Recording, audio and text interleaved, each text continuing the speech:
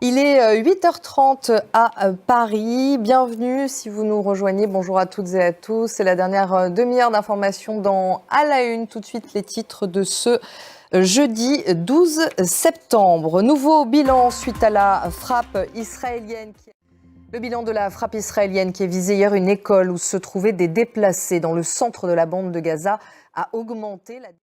L'Ukraine disposera-t-elle bientôt de missiles longue portée pour pouvoir frapper les bases russes d'où partent les attaques contre le pays? On s'en rapproche en tout cas. Joe Biden avait annoncé mardi y travailler lors de sa visite hier à Kiev. Anthony Blinken a expliqué que le sujet avait été abordé avec Volodymyr Zelensky. Le chef de la diplomatie américaine a promis de répondre d'urgence aux demandes de l'Ukraine. Cela pourrait être un tournant dans l'aide militaire occidentale. Les Occidentaux se sont toujours refusés jusque-là à franchir cette ligne. Je vous propose d'écouter Anthony Blinken.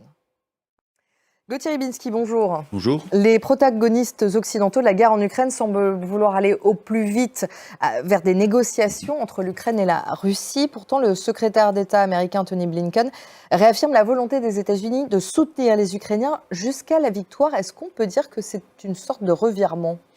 En tout cas, ça fait longtemps qu'on n'avait pas entendu cette ambition. Merci Gauthier pour votre analyse. Au Vietnam, le bilan après le passage du typhon Yagi s'est encore alourdi. Au moins 197 personnes ont été tuées et plus de 128 sont portées disparues.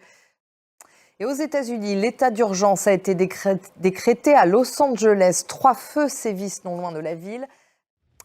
Et l'attente toujours en France de l'annonce du nouveau gouvernement. Les Français devraient être fixés la semaine prochaine, a promis Michel Barnier.